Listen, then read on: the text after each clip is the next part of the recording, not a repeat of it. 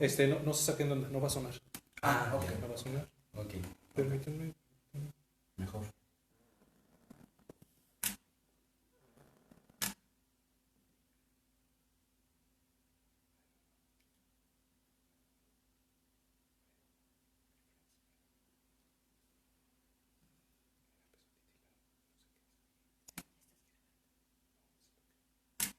Pues bueno.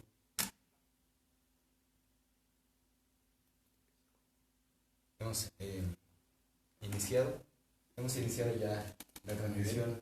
Maestro Jesús Cuevas, bienvenido. Muchas gracias. De antemano desde pues, el trabajo que hacemos en lo que llamo Teatro Cuerpo Social y ahora con todo ese apoyo del Centro Estatal de las Artes de aquí de Hidalgo, pues le damos la más cordial bienvenida aquí a Lázaro Wilmy Martínez en estos tiempos de cuarentena y en esta situación en la que nos tocó ahora vivir, pero que pues estamos intentando que las actividades que teníamos programadas dentro del Día Mundial del Teatro, pues algunas puedan continuar dentro de este formato pues en línea, Claro. Que también es una opción para poder estar pues en contacto y estar realizando nuestras actividades y que pues no se vean tan afectadas, ¿no? por la situación. Claro. Y pues dentro de estas, pues una de las que a mí me da mucho pues sí, orgullo y mucho gusto presentar pues pues tu actividad artística, ¿no? Tu labor pues como ser humano, que de alguna forma podemos seguir también a través de las redes, pero pues sin duda pues tu labor como artista, ¿no? Una y otra pues se ven fortalecidas porque pues finalmente nuestros productos artísticos o nuestros resultados artísticos pues son manifestaciones de nuestro espíritu y pues así es como también pues se manifiesta físicamente en lo que nosotros vamos construyendo, ¿no? Claro. Y creo que uno de los caminos que tú has ido abriendo vereda pues es uno de los más, para mí como creador escénico, pues de los más importantes como influencia que he tenido aquí del estado, ¿no? Ya no solo del extranjero, de otros maestros, sino realmente alguien de mi propio estado, de mi propia comunidad, pues sin duda eres tú, ¿no? Muchas gracias, Carlos. Pues qué gusto poder estar aquí, aunque sea en esta manera. Qué bueno que tenemos la tecnología ahora para poder hacer este tipo de transmisiones con pues, relativamente pocos recursos para pues seguir adelante con las actividades artísticas. El sector cultural es el primer golpeado en estas contingencias, pero bueno, hay maneras de hacerlo y pues podemos estar con los que nos estén acompañando, también para que se queden en casa y podamos pues seguir con nuestras actividades. Sí, ¿no? Y una de las pues de las tantas actividades que había para esta semana, pues el taller contigo, pues había varias gente que me había escrito, oye, yo quiero estar, yo quiero participar, y pues que tenga la oportunidad de esta manera también, pues de vivenciarlo, ¿no? Pues sí, de empezarle y esperemos que se haga posteriormente, ¿no? Claro, ¿no? Y que tengan ahí un atisbo de lo que va a ser el trabajo ya, pues ya en vivo, ¿no? Y claro. quizás se puedan quedar con algunas cosas ahí, ellos pendientes para investigar o en su caso hasta practicar, para que pues una vez que vengan y tomen el taller, pues vengan todavía más motivados y con más herramientas para el trabajo, ¿no? Y pues quizá la pregunta con la que quiero iniciar, pues para la gente también que nos mira y que no tiene mucho conocimiento de qué es el canto armónico, de dónde viene, pues ahora sí que esta es introducción, pues de manera general de cuál es la característica del canto armónico, Jesús. Ok, el canto armónico es una técnica que permite a un solo cantante emitir varias notas al mismo tiempo. ¿Cómo es esto? Pues por medio de la manipulación, por decirlo así, el manejo, mejor dicho, el manejo de los resonadores, se puede reforzar los distintos sonidos que conforman la voz. Todo sonido está compuesto de una vibración fundamental. O sea, imaginemos una cuerda de guitarra que cuando la pulsamos comienza a vibrar en toda su longitud, ¿sí? Pero en la naturaleza las vibraciones simples no existen. Un cuerpo vibrante siempre vibra de muchas maneras. Entonces, la cuerda de guitarra se divide en dos. Y entonces al mismo tiempo que la cuerda de guitarra se mueve para arriba y para abajo, un lado se mueve para arriba y otro para abajo. Y al mismo tiempo se divide en 3, y en 4, en 5, en 6 y en n número de veces. Y cada pedacito de la cuerda que vibra produce un sonido. El oído humano oye un solo sonido, todo mezclado, pero esos sonidos adicionales que se llaman parciales, en este caso parciales armónicos, estos sonidos es lo que hacen que una guitarra suene como guitarra. Y que suene distinto a un banjo, o que suene distinto a un arpa. Estoy hablando de puras cuerdas vibrantes, ¿no? O sea, y eso es lo que permite que distingamos el timbre, ¿sí?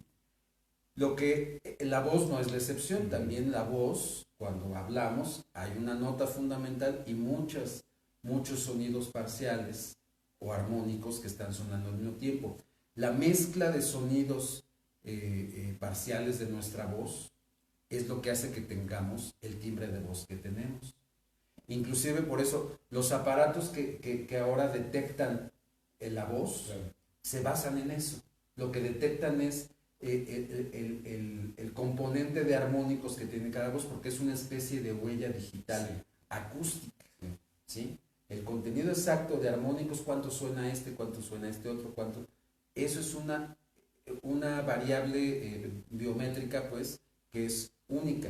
Y entonces eso permite que estos aparatos detecten la voz y que una persona con la voz parecida hable y reconozca que no es, porque no tiene exactamente el mismo componente de armónicos. Entonces, perdón por este pequeño choro técnico, pero es para explicar. Entonces, lo que hace uno en el canto armónico es justamente manipular estos sonidos adicionales, estos sonidos parciales o parciales armónicos, para que se empiecen a sonar de forma separada a la nota fundamental. El origen se originó muy probablemente en Asia Central. Es ahí donde se practica de forma, digamos, es parte del folclore de algunas regiones de Asia Central. Estoy hablando de algunas partes de Mongolia, una pequeña república que forma parte de la Federación Rusa, que es la República de Tuva, y zonas aledañas, la República de Altai, Kazajstán, todas esas zonas de Asia Central es donde se practica este canto de forma, es parte del folclore, de la tradición, ¿sí? Cuando escucho esas regiones, pues no puedo dejar de pensar también como en todo el mundo chamánico, por ejemplo. Claro. Que hay como sustento de la cosmovisión de estos pueblos originarios de estas áreas de la tierra, ¿no? Es ancestral, ¿no? Entonces, la voz es quizá algo que nos ha acompañado desde en evolución, ¿no? Y pues es uno de los elementos que nosotros hemos tenido como para comenzar a no solo comunicarnos como ahora tú y yo lo hacemos, sino estas comunicaciones pues con estas energías que no son visibles, por así llamarle, desde el mundo chamánico. Sí, bueno, la voz,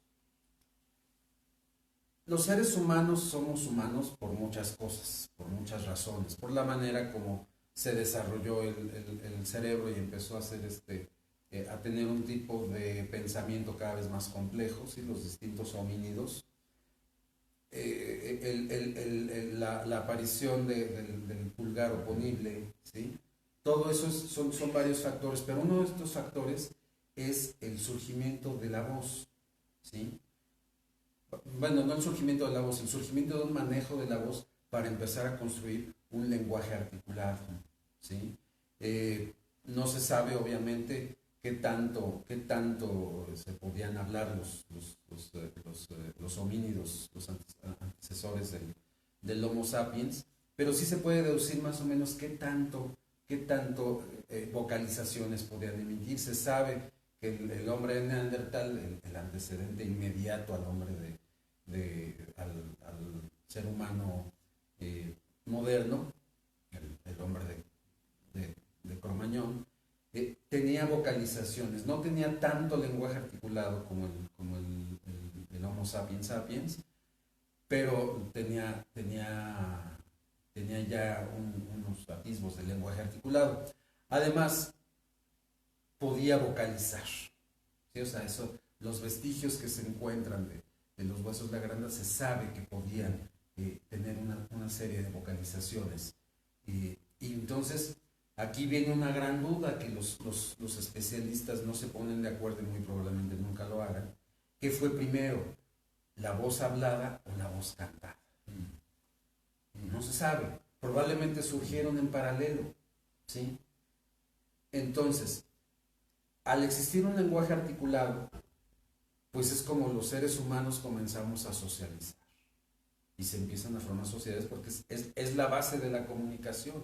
Si no hubiera existido un lenguaje articulado, pues hubiera sido muy difícil, ¿no? Conformar sociedades y pues todo lo que fue llevando después más adelante. Entonces, en razón a esto, los seres humanos somos muy, muy, muy sensibles a la voz. Y tenemos tenemos dos cosas, tenemos unas voces maravillosas y tenemos unos oídos maravillosos. Si alguien de ustedes, su maestro de música, le dijo, es que tú no tienes oído, no le hagan caso, está loco. Todos tenemos un oído extraordinariamente fino. Lo que pasa es que, bueno, a veces no podemos, no se tiene la habilidad para conectar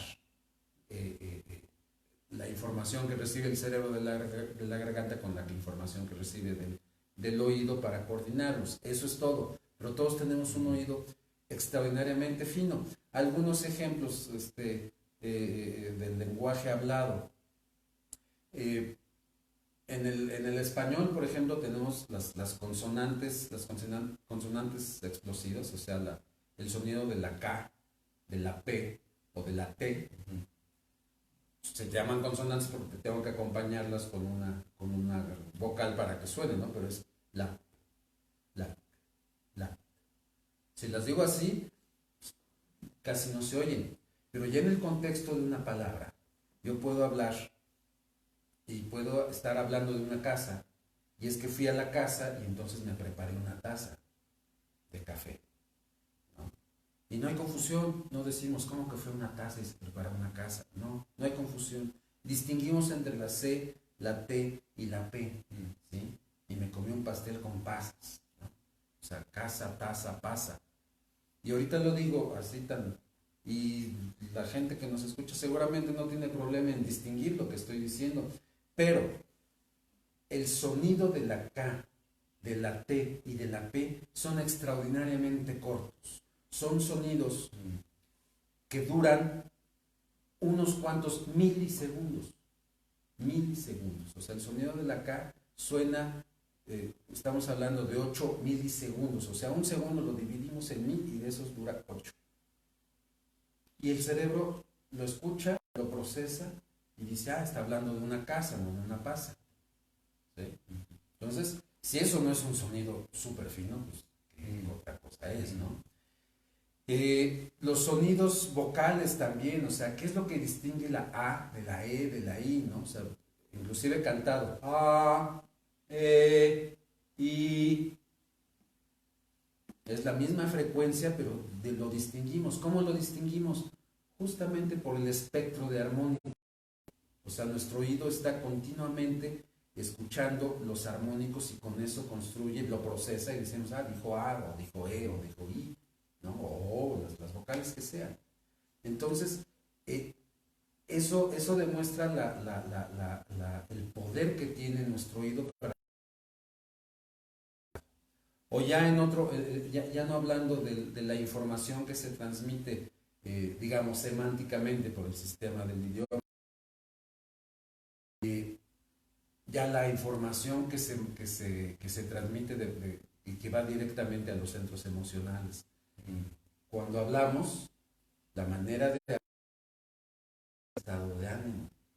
Y somos capaces de escuchar, o sea, ahora con los celulares, tomamos el teléfono, hola, ¿cómo estás? ¿Qué pasa? ¿Cómo estás? Bien.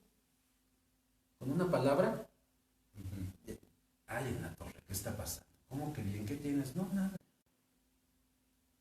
O sea, qué maravilloso oído tenemos para discernir eso, pero también qué maravilloso sistema de vocalización tenemos para poder enviar esa información, a veces sin quererlo. Es muy difícil no transmitir estados de ánimo con la voz, así cuando el famoso, pues es que se me quebró la voz, pues sí, porque es muy difícil controlarlo, ¿no? Sí, sí. Y a través de la voz va mucho de esa información. Entonces, el ser humano somos extraordinariamente sensibles a los sonidos vocales. Y obviamente, pues es el instrumento primigenio. ¿Cuál fue el primer instrumento musical que tuvieron los seres humanos? Pues su voz. Las piedritas, pegar palitos y todo eso, vino después. Primero fue la voz. ¿Por qué? Pues porque es con la que nacemos. Es con la que nos comunicamos y con la que somos seres humanos.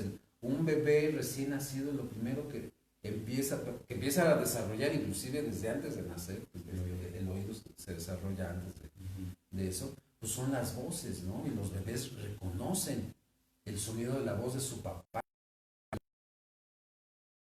en el vientre materno, ¿no? Por ejemplo.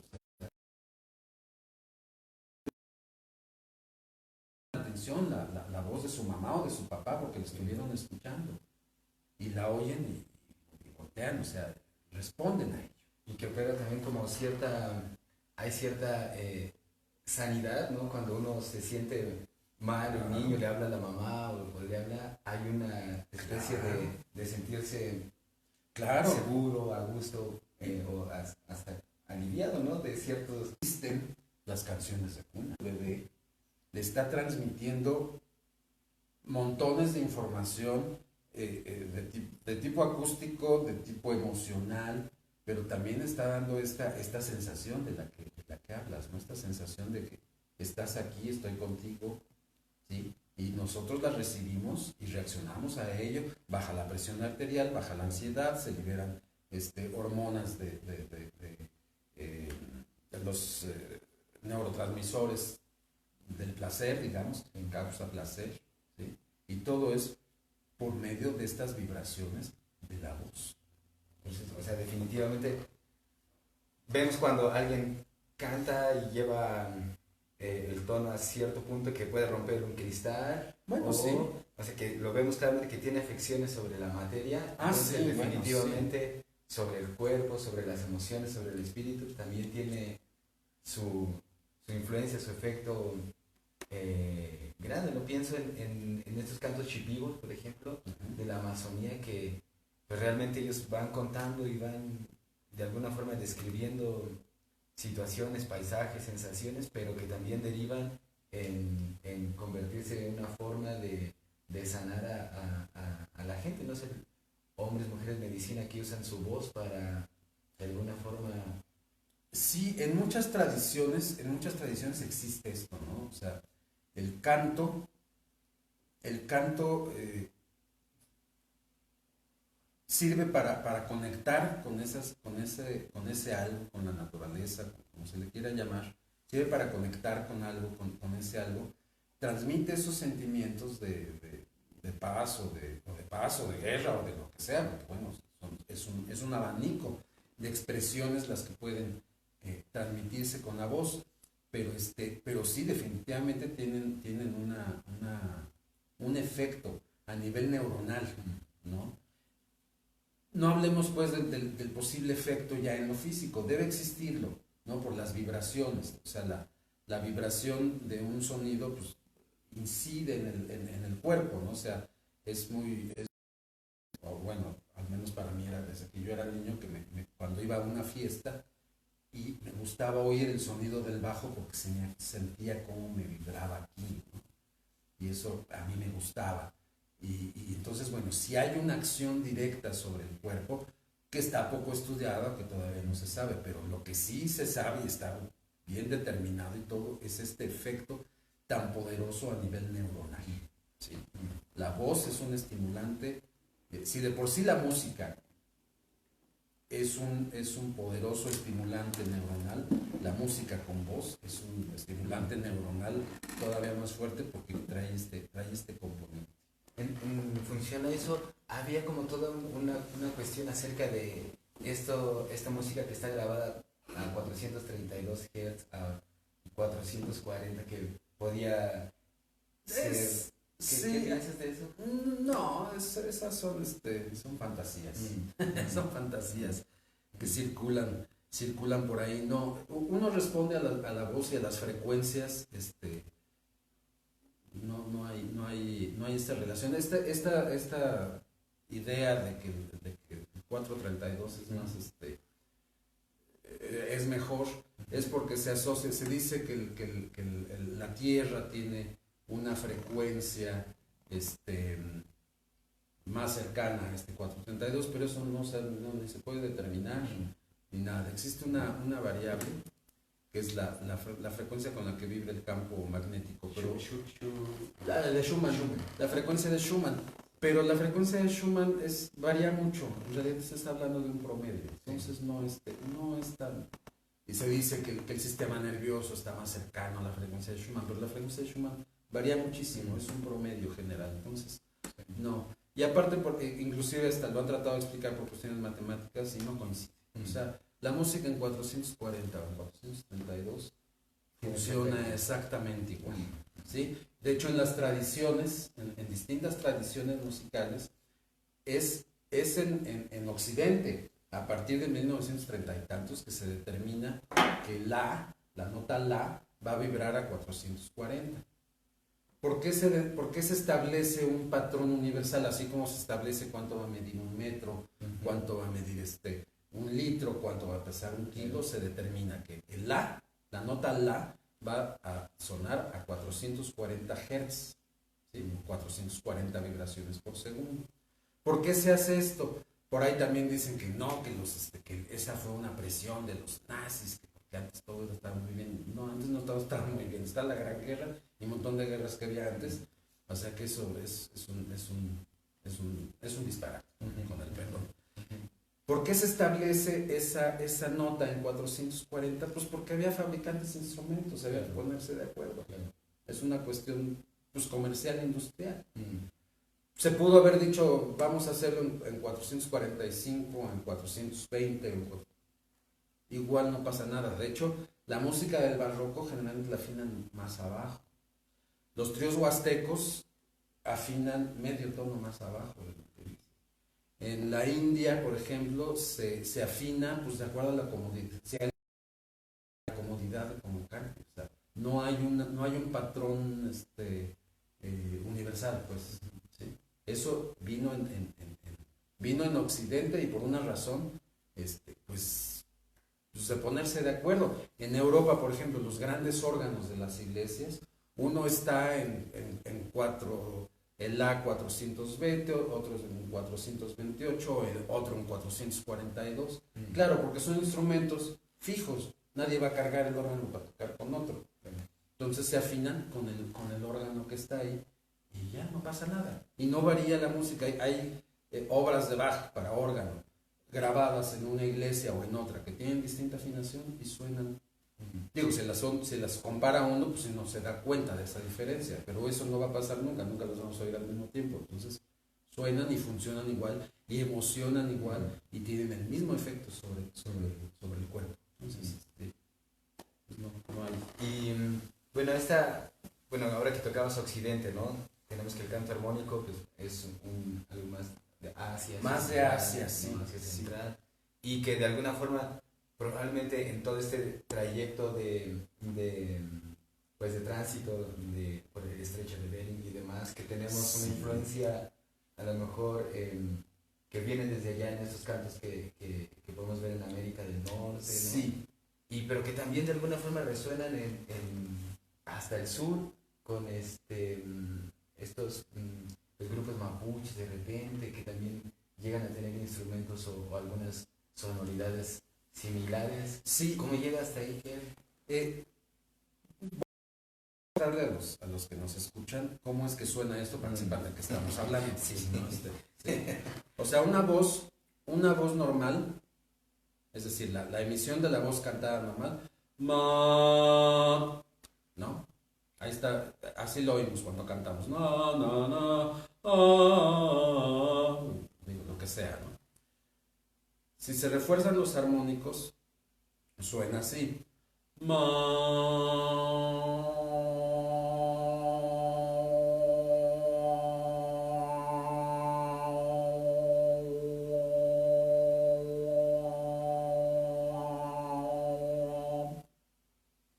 Supongo que están escuchando que hay algo que está sonando, aparte de la nota, está sonando la voz, la nota fundamental que canta al principio, y otro sonido se empieza a hacer, se empieza a mover.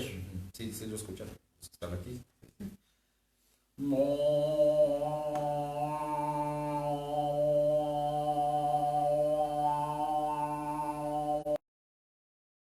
¿Sí? Bueno. Las técnicas asiáticas surgen de una gran sensibilidad al timbre. En Tuba, por ejemplo, en esta República de Asia Central, y supongo que ahí en las zonas aledañas, la gente es tan sensible que le gusta acomodar las piedras de un riachuelo para que suene distinto. O sea, están atentos a esos sonidos. A nosotros, pues, suena bonito un riachuelo que suena con las piedritas, pues, suena bonito, pero nada más. Ellos lo acomodan para que suene diferente. Es una especie de tradición. Así, a ver, vamos a ver cómo ponemos las piedritas. Eso habla de una gran sensibilidad a las variantes sutiles del sonido. Y esa sensibilidad, esas variables del sonido, posibilita que experimenten con su voz, justamente en la cuestión tímbrica o en el manejo de los armónicos. Entonces, en Asia, en estas zonas, cantan con una voz que primero suena muy áspera, pero que si ponemos atención empiezan a sonar esos sonidos. Me explico.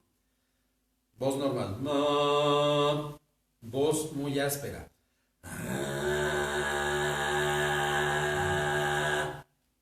O sea, cuando a veces lo hago, la gente te dice, ¿te estás lastimando la garganta? No, ya tengo técnica desarrollada de muchos años, no me lastimo. Sí irrita un poco, probablemente tosa. Si toso, no se espante. Es por esto que estoy haciendo, no tengo ninguna gripe de ningún tipo. Pero sí, suena.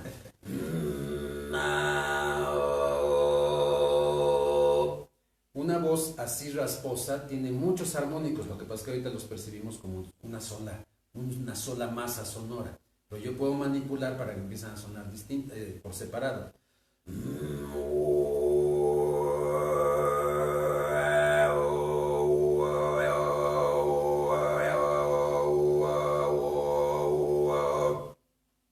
O voy a toser. Como enseñan ahora.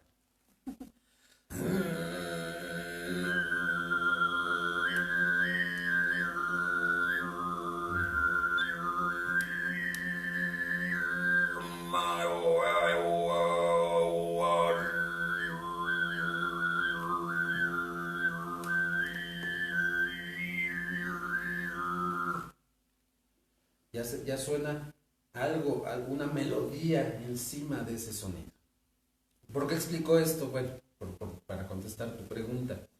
Estas voces ásperas, si tú lo recuerdas, tú que has tenido contacto con estas culturas tan interesantes, se utilizan mucho en los cantos chamánicos. Hace muchos años, cuando yo empecé a interesarme por estas cosas de la etnomusicología, que oía grabaciones que de los indígenas seris, que de los indígenas, ¿no? Había unos discos muy buenos de Lina, sí, de todas estas cosas, ¿no? Sí. Entonces yo decía, o sea, pues está todo muy bien, pero ¿por qué cantan tan feo? O sea, que cantan.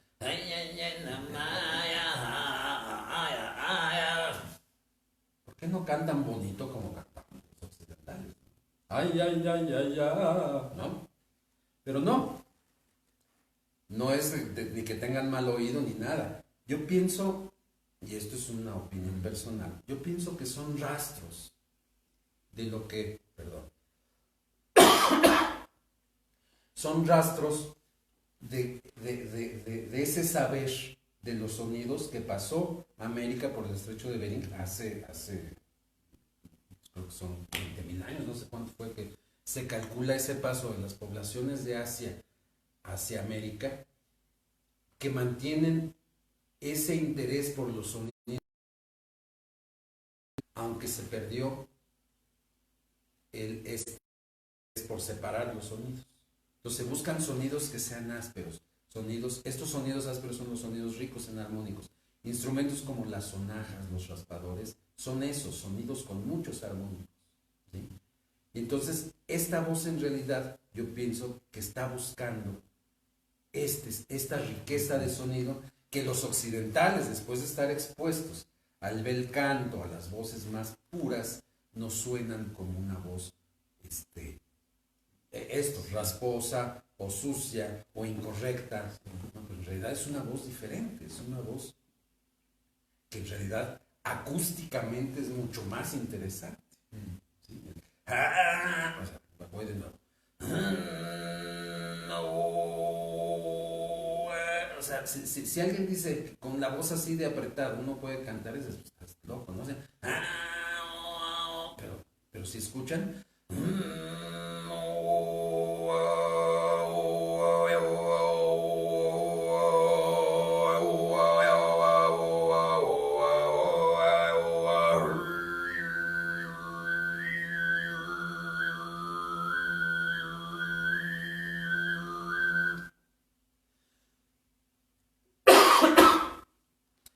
entonces es una voz mucho más rica acústicamente. Y es obvio que en estas cuestiones chamánicas, que lo que se está buscando es conectarse con ese algo que fascinó a los humanos, que son las fuerzas de la naturaleza, pero vistas como un ente con voluntad, o no sé, es un asunto muy complejo. Son voces que son muy apropiadas para eso, porque no es la voz normal, no es la voz cotidiana. Es una voz que es como humana, pero no es la voz con la que hablamos todos. Y es muy significativo que en estas regiones de Asia Central, justamente el lenguaje chamánico sea con esta voz. O sea, los espíritus con los que se conectan hablan a través de esta voz. Uno escucha un canto chamánico siberiano de esta zona y es así, ¿no?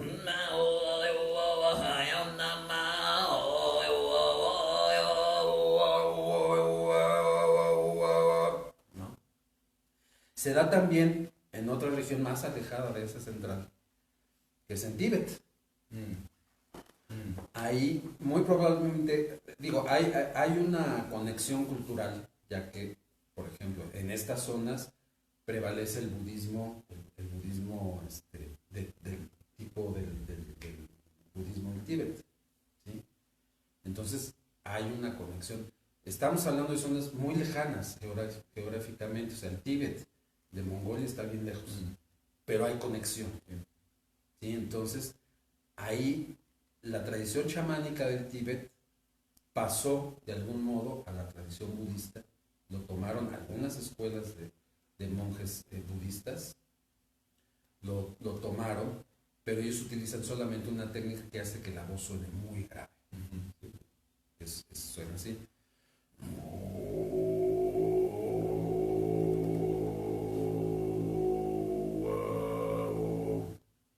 Y en conjunto. En grupos, ¿no? Aquello es impresionante. Poco, digo, me fascinó esta idea de cómo la voz va buscando también de alguna manera la ancestralidad, ¿no? A través de estas manifestaciones, de esos rasgos que nos van quedando. Bueno, a lo mejor no tiene mucho en común o no tenga relación, pero que también es descomponer un poquito esos armónicos, desde el canto cardenche, por ejemplo, que tienen esas voces que le llaman la marrana, la de arrastre, la media, la agudísima, ¿no? Y que ya juntas generan un poquito lo que de alguna forma el canto armónico en una persona puede como provocar, ¿no? Hay nombres, ¿no? Como el komi, el kumei, ¿no?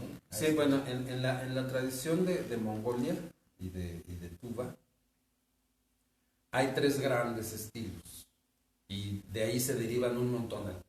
Hay muchísimos, pero los tres grandes estilos en esta zona es el kumei, o kumi, según varía la pronunciación, que aparte no la conozco bien, no conozco esas lenguas, pero el kumei o kumi es el que suena así.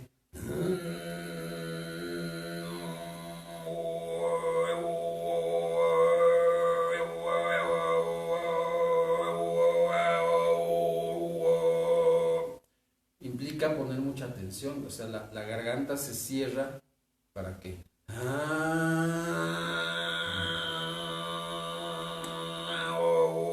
Y a partir de ese sonido tan áspero ya se pueden manipular los sonidos armónicos. Claro, veo que hay a veces un poco con lengua y labios, ¿no? Veo que mueves Sí. para modular. Ajá, ahorita es solamente, digamos, con la garganta. Sí, una vez teniendo esa voz, moviendo la boca, varía el armónico.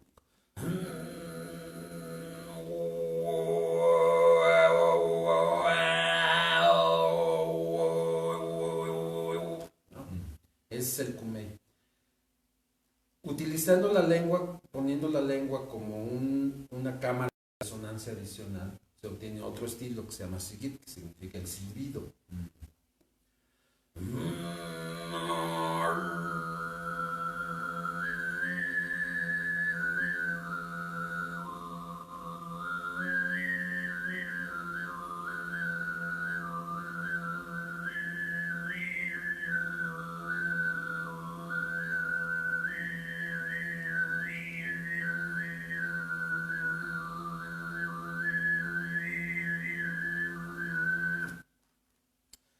Además, como la garganta se cierra tanto, el aire pasa muy despacito, entonces se puede cantar muy,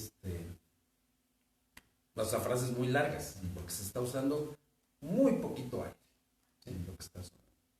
El tercer de los grandes estilos es el jargira, que es el que se parece al canto de los monjes del Tíbet, que se hace un subarmónico. Aquí la voz no hace agudo, sino que hace un sonido grave. Entonces se logran notas muy, muy, muy graves.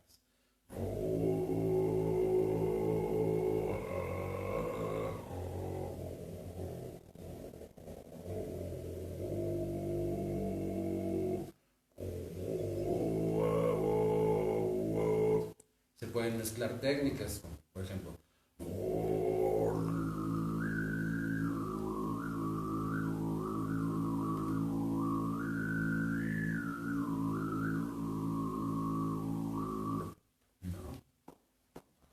ahora bien, estas técnicas asiáticas implican un manejo de la voz que, bueno, para muchos occidentales puede ser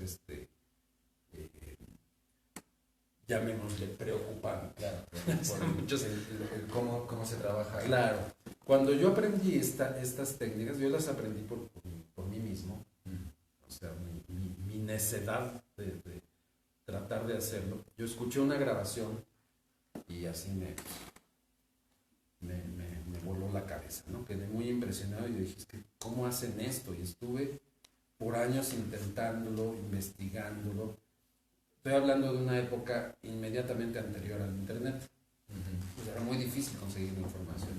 La conseguía en los discos, pero no entendía lo que decían. Pero ¿cómo es que decían? Es que se divide la garganta y entonces cada uno emite una nota. ¿Cómo hacen eso? O sea, ¿qué tienen la garganta distinta? Yo no entendía lo que explicaban ahí. En un lado no se divide la garganta, se divide la voz, pero es una cuestión acústica. Y entonces estuve duro investigando cómo hacerlo hasta que lo fui obteniendo. Y alguna vez, muy al inicio de esta búsqueda, pues sí me lastimé la garganta. Porque estuve haciéndolo por mucho tiempo. Después me expuse a un cambio de temperatura y así, mi garganta se cerró durante casi un mes, así de que yo estaba realmente asustado, pensé que me había lesionado de forma permanente. Entonces, por eso, esto se los platico porque existe otra técnica que es un intermedio, es una técnica más suave que permite a los occidentales hacer canto armónico sin sin hacer este tipo de cosas tan, tan ásperas, ¿no? Esta forma de canto fue inspirada desde luego por las técnicas asiáticas, pero llegó a Occidente más o menos en los 60. Un compositor alemán de la vanguardia alemana de esa época, que fue Karl-Heinz Stockhausen, compuso una obra que se llama Stimmung. Stimmung significa más o menos así como canto. Y ahí comienza a utilizar la exploración de la voz, explorando los armónicos, pero todavía es una cosa muy, llamémosle tímida, porque apenas la técnica se estaba desarrollando. Es cuando alguien empieza a probar con su voz.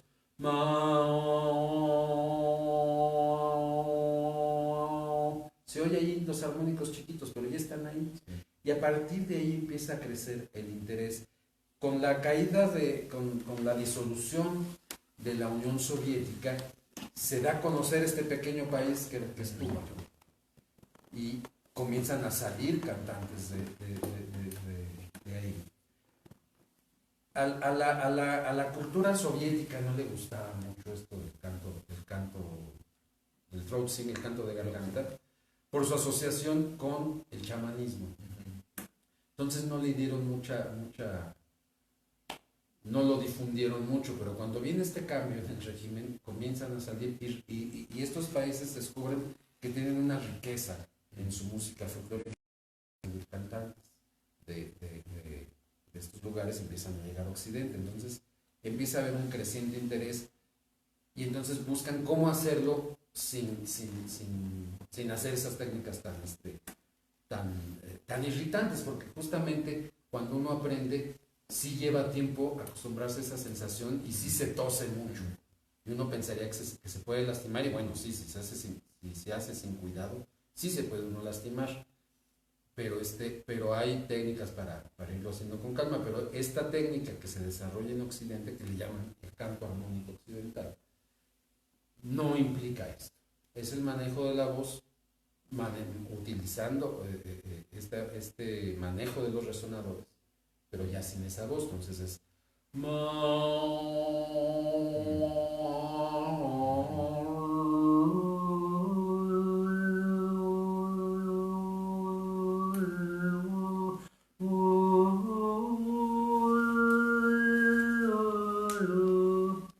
que inclusive va más acorde con la estética, claro, a la que estamos acostumbrados, claro, en Occidente.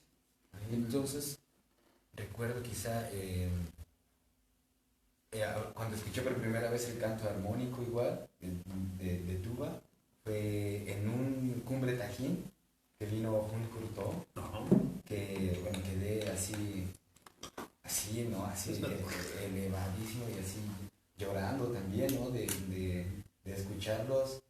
Bueno, ya no solo una voz, que cuando uno solo lo hace poderoso, sino eran 5, me parece, integrantes, 6 ahí, y acompañado de otros instrumentos igual, pero bueno, increíble, ¿no?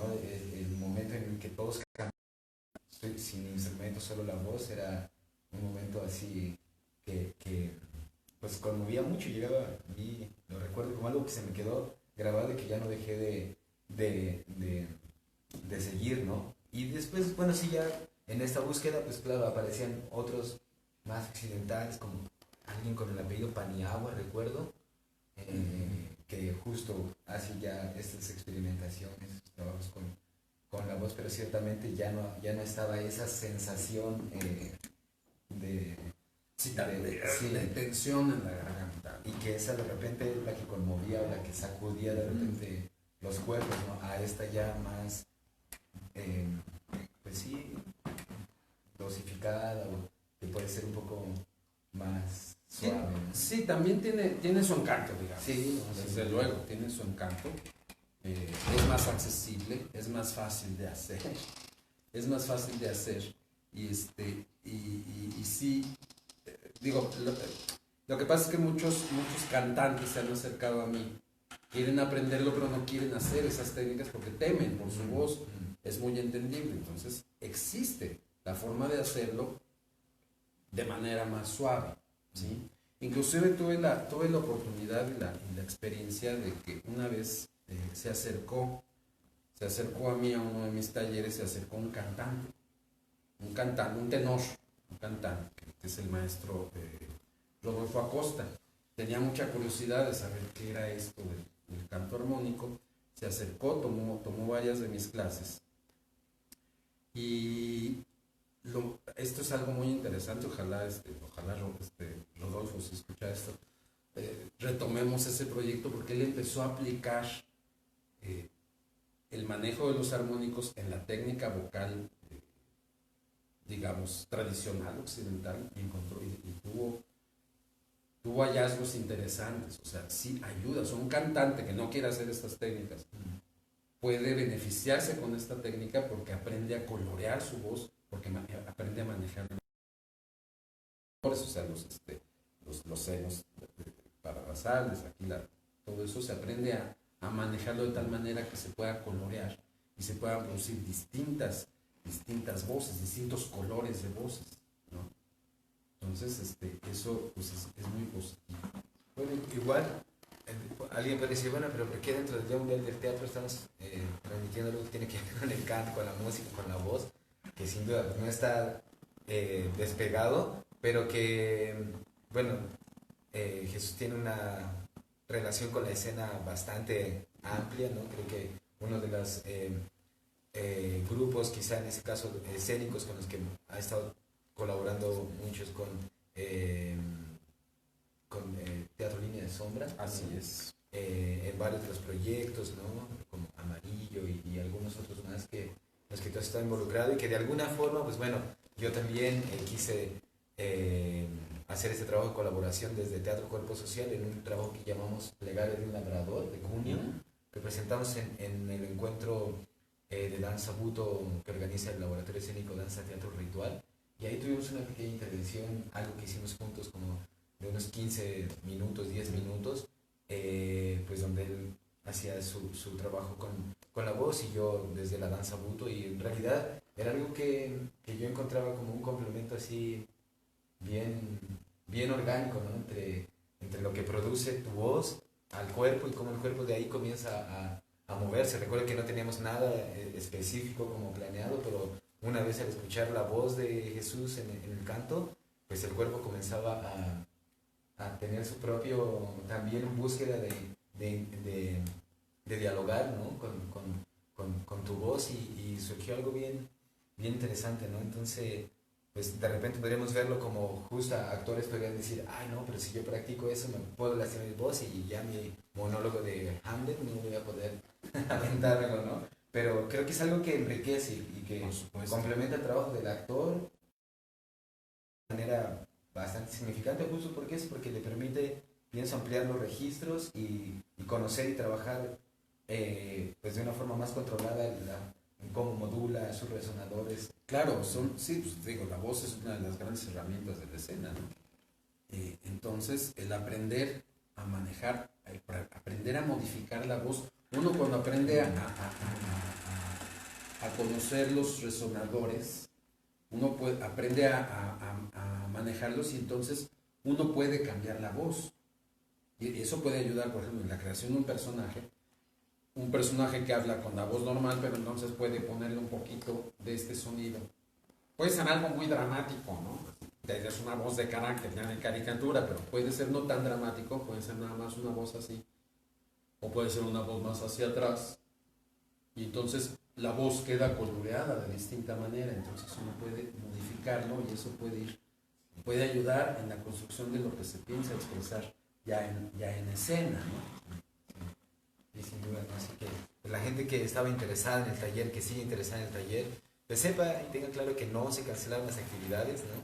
Que las estamos postergando, y que estas acciones pues son un poco para no desmotivar y no sientan que se va a perder el hilo, ¿no? Y un poco darles herramientas también para que vengan con mayor información y con pues con más ganas de seguir explorando, ¿no? Y no sé si te gustaría que trabajamos un poquito ahí, sí, claro. mostrar un poquito qué es esto de lo que hemos estado hablando. Les puedo mostrar básicamente, ahorita primero, cómo se logra, así, digamos, ¿sí? Primero, la voz tiene que estar bien proyectada hacia el frente, que resuene bien en lo que es la máscara. O sea, cuando hacemos la letra M, tenemos que sentir cosquillas en la cara. Si no sentimos cosquillas, está mal. Es importante, son importantes las cosquillas porque quiere decir que la voz está proyectando bien hacia esta parte. Si no suena ahí, inclusive corremos el riesgo de que la voz esté en la garganta. Muchos maestros, por ejemplo, los profesores, a veces se benefician también con este tipo de talleres porque un profesor maneja mucho su voz y si la maneja mal, se la hace en polvo, ¿sí? Entonces, a ver, niños, híjole, ya la garganta, aquí está. No, o sea, si se proyecta bien, uno puede hablar, proyectar con volumen sin lastimarse y que se escuche bien, ¿no? Entonces, bueno, primero la voz tiene que estar bien colocada en este sentido. O sea,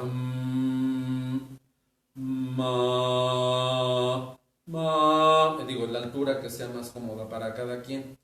Luego, se le mete un esto de meterle nariz. A mí me gusta mucho en mis clases hacer este ejemplo porque es muy claro, curiosamente. Cuando uno cuenta chistes de gangosos, uno lo que hace es meter mucha nariz. O sea, ay, ¿tienen que un gangoso? Cuando hacemos esa voz, así me chiste, estamos mandando todo el aire por la nariz. ¿Sí? Todo el aire va por la nariz. Entonces el gangoso dijo, lo que hay que hacer es mandar todo el aire por la nariz, regresar a como es normal,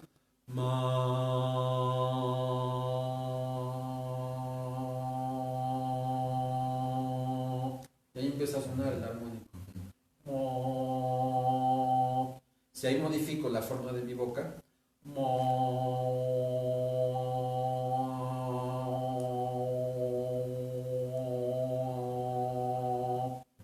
o le puedo meter más nariz todavía,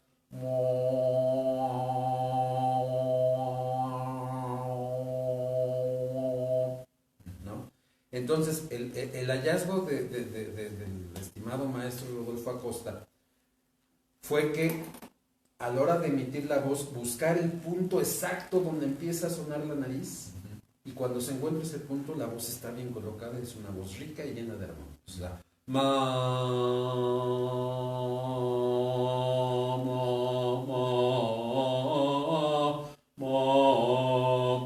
es una voz bien, bien redondita, bien pastosa, que puede servir muy bien para cantar, cantar áreas de ópera, cantar, ¿verdad? Lo que se quiera, ¿no? Es una buena voz. Ese punto intermedio. Ya si nos seguimos más para allá, más nariz, ya es otra cosa, ya es el canto armónico. Pero si estamos así en el puro inicio, sirve muy bien para tener la voz bien colocada. Entonces, bueno, si alguien quiere intentarlo, es voz normal, bien colocada, irle poniendo gradualmente nariz.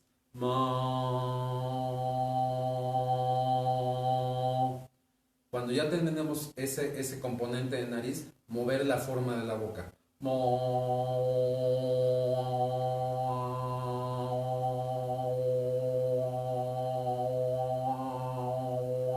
Y ahí está ya el canto de armónicos.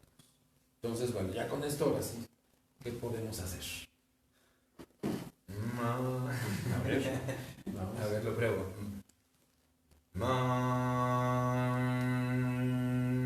No cierres tanto.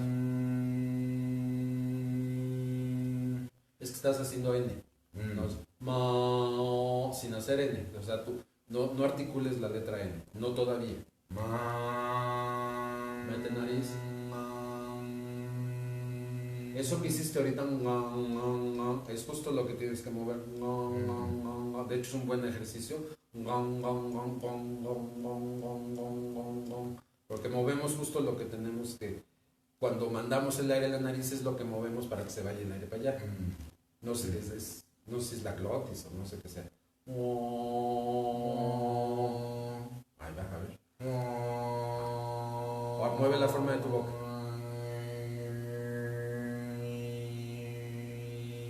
Ahí va. Está quedito, pero ahí está. Es el punto de partida. Al principio, y esto se los digo a los que nos estén escuchando, al principio cuesta trabajo escucharlo, ¿sí? Pero es por un problema también de sensibilidad del oído. No solamente tenemos que aprender a utilizar nuestra voz de un modo diferente, tenemos que aprender a que nuestro oído discierna esos sonidos, porque en un principio no los oímos oímos todo, o sea, pues, ¿qué está haciendo? Yo oigo todo igual, ¿no? Yo no oigo la diferencia, ¿no? Es que el oído se tiene que ir. A mí me ha pasado con alumnos que me muestran su canto armónico, ya les está saliendo el armónico, pero ellos no lo oyen. Es que no me sale, profe, a ver, ¿cómo no? Ahí está, no es que no me sale. No, o sea, es discernir el oído. Y ya después uno empieza a oír armónicos en la licuadora, en el carro. A mí me pasaba, yo tenía un carro que me daba mucha lata, por cierto. No sabía cómo conectar la información, desde luego, pero yo sabía que algo andaba mal porque el motor tenía un armónico. Digo, si hubiera sabido qué era exactamente eso, pues sí, hubiera de ser mecánico, pero no, yo oía que había cambiado un armónico y a los pocos días se me rompió la banda, por ejemplo. Digo, no pude conectar la información, pero sí sabía que algo estaba pasando. Entonces empiezo, o uno oye el aspirador, tiene un armónico tal, tiene el refrigerador, ese tipo de sonidos, porque el oído se hace más sensible. Entonces sí, al principio no se oye, pero ahí están, calma. Vengan al taller y yo les digo cuando ya suenen para que sepan qué es lo que tienen que oír. Porque al principio también es eso, qué es lo que tengo que oír, cómo va a sonar. Eso fue lo que a mí me costaba mucho trabajo. ¿Qué es lo que tengo que oír en mi voz? ¿No? Porque al principio nada más uno oye, nada más como que cambia la letra, pero ¿qué es? ¿No? Entonces, una vez que uno sabe qué es lo que tiene que sonar, uno lo puede reforzar. Otra vez, a ver.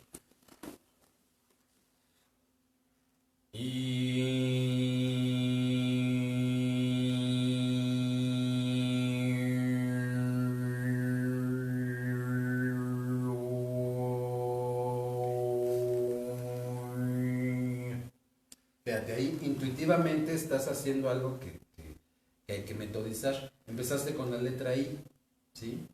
Las vocales, por su contenido armónico, el orden de las vocales es distinto. La vocal más grave es la U. Luego sigue la O. U, O, I. Entonces si cantamos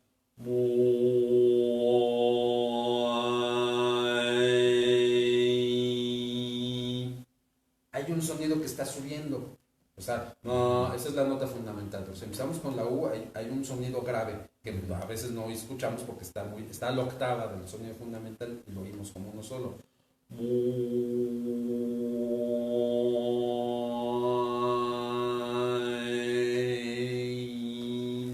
Ahí está subiendo algo.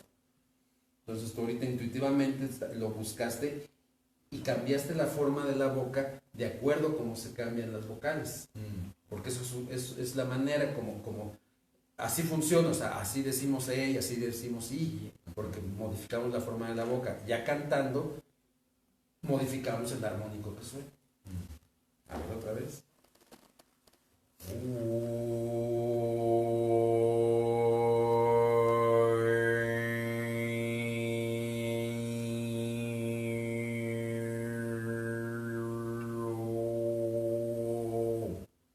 Haz una palabra sencilla de recordar, muay, para que pases por todas.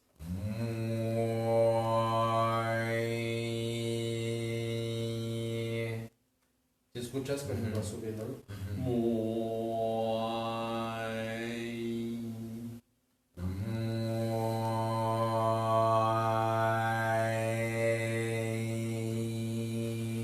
¿Escuchaste tu armónico? Salió fuerte, salió más fuerte. Muy bien. Pues el ejercicio de poner piedritas en el río, ¿no? Pues sí, entrenar el para oído. entrenar el oído, Wow. es que es eso. Wow. Sí. Digo, tiene que ver con eso. Lo que pasa es que estamos muy acostumbrados en la vida cotidiana a hablar con la A, con la E, con la I, y no sabemos. Digo, yo hace años me preguntaba, ¿por qué suena A y por qué suena E, por qué suena I? No sabía lo que era. Es el contenido armónico. Es como si la A fuera una trompeta y la E un clarinete, por decirlo así comparativamente. Tienen distintos componentes armónicos. su timbre tiene distintos componentes armónicos, por eso suena distinto.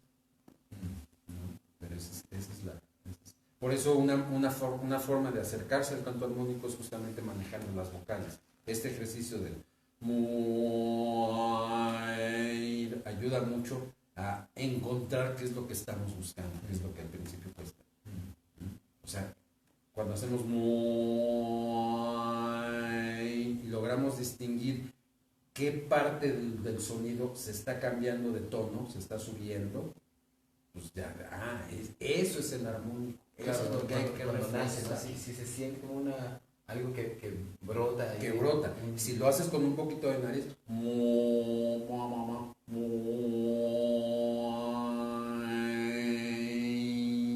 ya, ahí ya está sonando algo.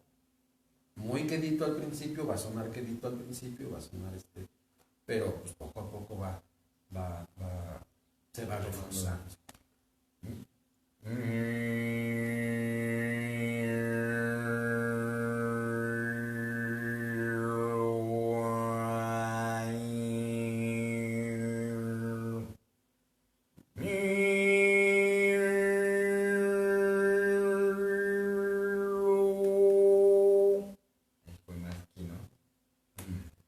Sí, o sea, recibe la altura elegida pues también tiene que ver con, bueno, yo agarro esa nota porque bueno, es la que me queda cómoda, pero también hay que buscar, a veces una nota más aguda da armónicos más fuertes, o sea,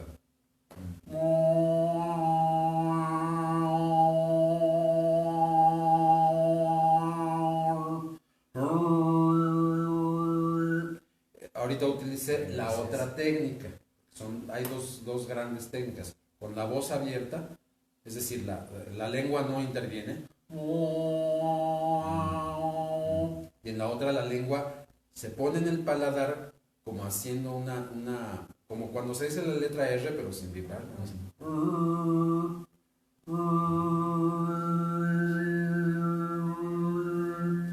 Y entonces la lengua se mueve hacia arriba y hacia abajo sin que la punta se despegue de la base de los dientes, y entonces esa cámara de resonancia produce un armónico muy agudo. Por eso se sirve para hacer los armónicos agudos.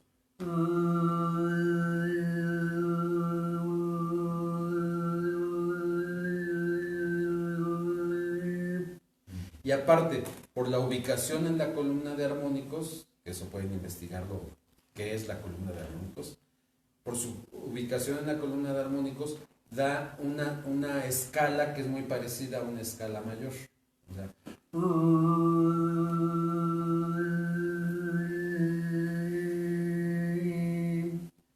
O sea, algo parecido a do, re, mi, fa, sol, con el fa más alto, pero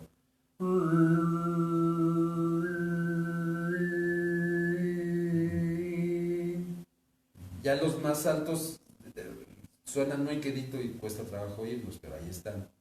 ¿Sí? Por eso para hacer melodías se utiliza mucho esta técnica con la lengua.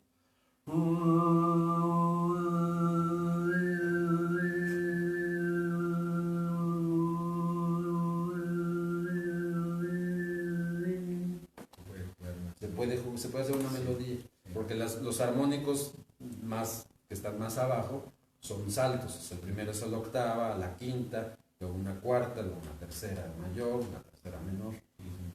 No es continuo. Pues, no sé, quizá podemos ahí intentar improvisar algo ahí. Vamos a improvisar algo, claro que sí.